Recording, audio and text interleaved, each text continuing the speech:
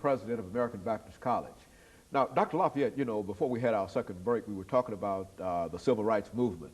But now we all know that this morning we will celebrate the anniversary of the Dr. Martin Luther King's birthday. And the most important thing about it is to remember that Dr. King was assassinated in the state of Tennessee, in Memphis. And I think that it is almost incumbent upon us living in the state of Tennessee to reflect upon that. And that's what we'd like for you to do over the last 5.5 minutes that we have here, to recall the instance that you heard of Dr. King's assassination and some of the things that went through your mind and how people that you know and who were close to you and et cetera, how you felt at that particular time. This might recall memories that you've not had for the last 30 years, but sort of reflect with us as a community now dealing with that part in April of 1968, that assassination. During this period of the movement, I was traveling with Martin Luther King because I was national coordinator for the Poor People's Campaign. And we were laying the groundwork for that, and we were going around from one city to another getting support because we wanted people to organize locally so they could bring people to Washington, D.C. for the grand march that we were going to have in D.C. It was scheduled for actually the first time in February, but we didn't succeed in getting the numbers. And Martin Luther King wanted to make sure we had strong numbers and people committed. So he was traveling with us, and we were traveling with him, going to different cities. We were having a meeting, actually a staff meeting in Atlanta, which was a strategy meeting, and Martin Luther King was asked to come, you know, go over to Memphis. Jim Lawson, who's one who was actually involved in the movement many years with us, was having to work with the sanitation workers, and the support was waning. He said, so, you know, if Martin Luther King could just come to Memphis, have a speech, and have a little rally, a march, and that would bring the kind of focus on this, and perhaps the pressure to get them to negotiate. So Martin Luther King was reluctant. He said, well, this is not on our schedule, and he said, okay, why don't you all just continue to meet. I'll take Bernard Lee with me, and we'll just fly over to Memphis, have this, and then we'll come back and continue our meeting. Well, as you know in history, the march broke out in violence, and Martin Luther King only had one of his own staff people there. So the decision was made that the march had to be, you know, organized over again.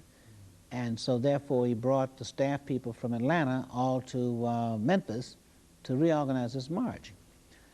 Well, we were meeting there, and I was with Martin Luther King the night before, and it was interesting, this great speech that was made about the mountaintop. Martin Luther King didn't want to make the speech. It was raining cats and dogs. I mean, it was pouring down. Martin Luther King was in his pajamas. He had sent Ralph Abernathy to make the speech. He said, Ralph, you go. I'm just tired and worn out. And another little thing happened. The publicity was very negative about that march being, and Martin Luther King was concerned that the media was going to say that the movement was waning, and so therefore when he would go out there and it's raining cats and dogs, only a few people would come. You know, that had some impact over whether or not the support was there. Well, that was the other reason he didn't want to go. He sent Ralph, you know, he's a good friend. Great to have a friend like Ralph. Ralph got there and said, no, Martin Luther King, he called back. He said, you got to come. This is your crowd. He said, when I walked through the door, the people just went up. And when they found out I was by myself, hey, he said, the feathers dropped. He said, this is your crowd. And they were standing outside in the rain at Mason Temple there in Memphis. Well, I was with him in his room, so he got up and he put on his clothes and we went over to the, the temple. That was one of the greatest speeches he ever made. Well, the next day, to make a long story short, he said that I should continue and go on to Washington, D.C., so we could stay on schedule and open up the campaign office, which was on U Street. I think it's 14th and U in Washington, D.C. Well, actually, I was in flight when Martin Luther King was shot. And I didn't know until I arrived at the airport, National Airport, what had happened, because no one there to pick me up, and I called, the place was rioting. I mean, all over. So at that point, he'd just been shot. So we got AP and UPI on the phone. I had one on one phone and one on the other. and they were reading the ticker tapes. You know, in those days they had ticker tapes that would come out out of the you know, news media. So I was hoping it was just shot, but then as I stayed on the tape, and I could hear the guy break down because he was reading it to me. He was gracious enough to read it to me, and he broke down and said, "Announcement has come from Memphis that Martin Luther King is dead."